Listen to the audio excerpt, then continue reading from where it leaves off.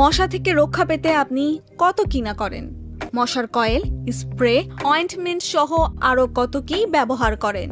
জায়গা ভেদে বড় আকারের মশার বিস্তার ঠেকাতে রয়েছে ফগার মেশিনও।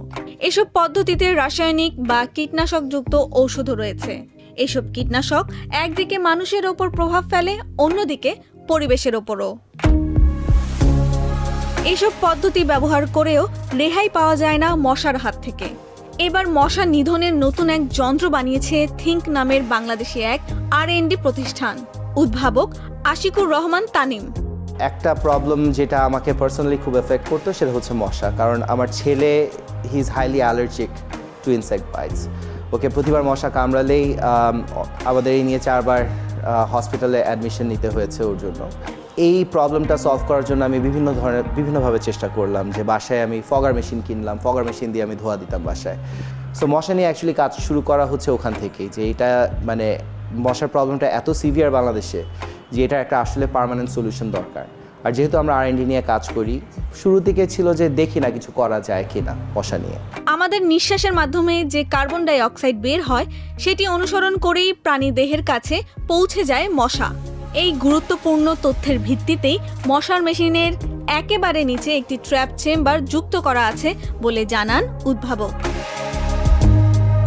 প্রশ্ন আসতে পারে, এই মেশিনটি আসলে কিভাবে কাজ করে, কিভাবে মশা মারতে সাহায্য করে? আর রেডি হওয়ার পরে আমরা সবাই খুব এক্সাইটেড, ঠিক আছে এটা টেস্ট করতে হবে আদৌ কি কাজ করে নাকি, যেহেতু R&D আমরা তো জানি না এটা কাজ করে নাকি। সো এটা নিয়ে প্লেস করলাম, প্রথমে প্লেস করলাম আমার বাসায়। ফার্স্ট রাতে অনেকগুলো মশা এটার মধ্যে ঢুকলো। সো আমার ফার্স্ট কল ছিল আমার পার্টনার আহমেদ আজিজ ভাইকে ফোন দিলাম। আহমেদ ভাইকে ফোন দিয়ে বললাম, আহমেদ ভাই মেশিন তো কাজ করে। তারপর আমাদের ডিফারেন্ট সেটিংয়ে টেস্ট করা শুরু হলো। একটা ফার্মে টেস্ট করলাম, রাস্তার পাশে টেস্ট করলাম, আমাদের নিজেদের বাসায় টেস্ট করলাম। এইভাবে করেই শুরু করা। এবার আসি উদ্ভাবক তানিমের প্রসঙ্গে। 2004 সালে উচ্চশিক্ষার জন্য অস্ট্রেলিয়া যান তানিম। পড়ালেখা শেষে সেখানেই কয়েক বছর স্বাস্থ্য সেবা প্রযুক্তি ও পরামর্শক প্রতিষ্ঠানে ব্যবসা করেন।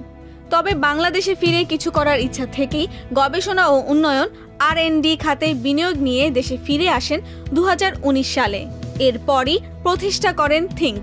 আমাদের প্রোডাক্টটা মার্কেটে আছে হচ্ছে 2.5 বছরের মতো, অ্যারাউন্ড 2.5 বছর। সো 2.5 বছরে তো অনেক জায়গায় গিয়েছে প্রোডাক্টটা। সো আপনার ঢাকায় তো বিভিন্ন জায়গায় ইউজ করা হচ্ছে, গাজীপুরে ইউজ করা হচ্ছে, নারায়ণগঞ্জে ইউজ করা হচ্ছে, তারপরে হচ্ছে আপনার বিভিন্ন প্রাইভেট ইউজার আছে, খুলনাতে আছে, রাজশাহীতে আছে, বিভিন্ন জায়গায় আছে।